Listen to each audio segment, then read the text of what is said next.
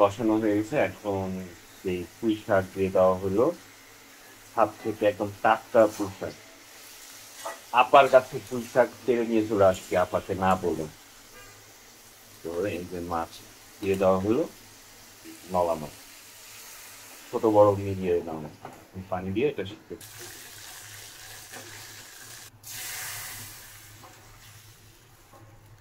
কারণ এই ছোট হাঁড়ির ভিতরে ডাল বাগার দিয়ে দেওয়া হবে। আর কিছুক্ষণ লাগবে মাছটা পুরো রেডি হইতে।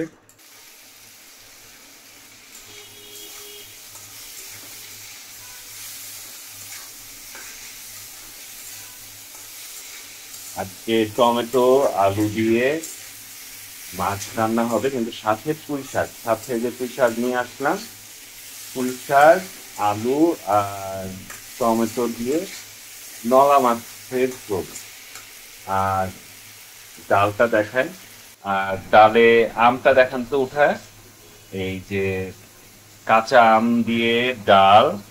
আর ছাদের টমেটোটা দেখি একটু। হ্যাঁ, এই যে টমেটো, মানে টমেটো আর কাঁচামরিচ ছাদের, আর আম দিয়ে ডাল রান্না, মুসুরির ডাল হয়ে গেছে। তো ডাল দেওয়া, ডাল বাগার দিতে হবে, সেটা দিলে একটু পরে। এখন মাছ রান্নাটা হচ্ছে। তো রান্নাতে মাছ মশলা মিক্স যেটা পাওয়া যায় বাজারে, সেই মাছ মশলাটার সাথে আবার আলাদা করে হলুদ জিরা এগুলো দিয়ে মাছটা রান্না করা হয়। তো এই নতুন আলুগুলা খেতে আমার খুব ভালো লাগে। এই যে হলুদ দিয়ে দেওয়া হলো আবার। এটা কষানো হবে, যত কষানো হবে তত এটা টেস্ট বের হবে।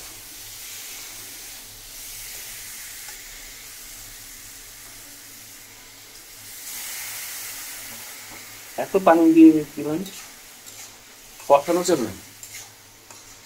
এই পানি দিয়ে এটাকে একটু হালকা আবার কষানো হবে। এখন কষানো হয়ে গেছে। এখন এই পুঁই শাক দিয়ে দেওয়া হলো।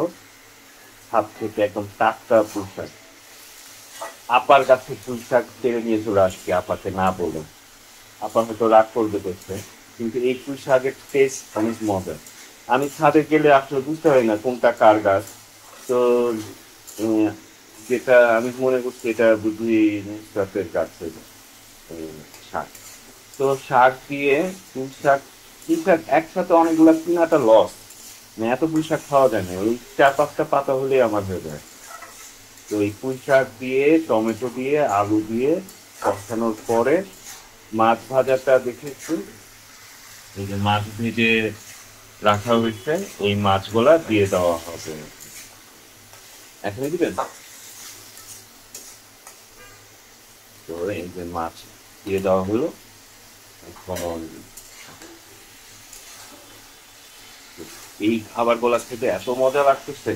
নলা মাছের টেস্টটা খুব ভালো লাগছে আমার, মানে এত সুন্দর স্বাদ।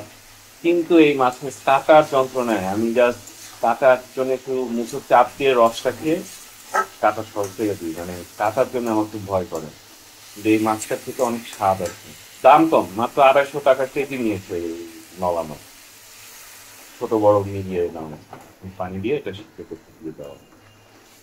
গরম পানি দেওয়া হয় যাতে রান্নাটা কন্টিনিউয়াস প্রসেসের মধ্যে থাকে।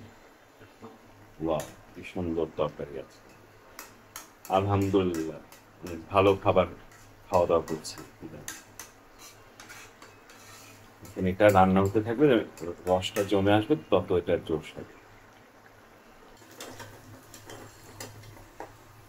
এখন ডাল বাগার দেওয়ার জন্য এটাকে পেঁয়াজ, তেজপাতা আর শুকনা মরিচ দিয়ে, ওর সাথে আরো কিছু দেওয়া হচ্ছে, সরিষা না, সরিষা দানা দিয়ে আরো কি কি দিয়েছে এগুলো দিয়ে এটাকে ভাজা হচ্ছে। এখন হচ্ছে জলা দেওয়া হয়।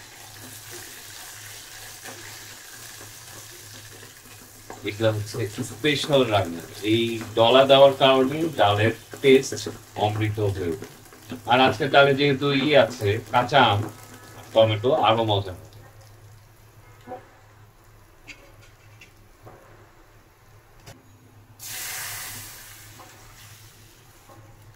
কারণ এই ছোট হাঁড়ির ভিতরে ডাল বাগার দিয়ে দেওয়া হবে। এখন আজান দিয়ে দিয়েছে আর আমাদের খাবার রান্নাও শেষ। এখন আমি ডাল দিয়ে মাছ দিয়ে ভাত খাবো। মাছ মোটামুটি হয়ে আসছে, আর কিছুক্ষণ লাগবে মাছটা পুরো রেডি হইতে। তবে একটু ঝোল ঝোলই খাবো, মানে ঝোল ঝোল খেতে মজা এই মাছটা। এখন রান্না কমপ্লিট। নলা মাছ, পুঁই শাক, টমেটো, আলু দিয়ে সেরকম রান্না হয়ে গেছে, সেরকম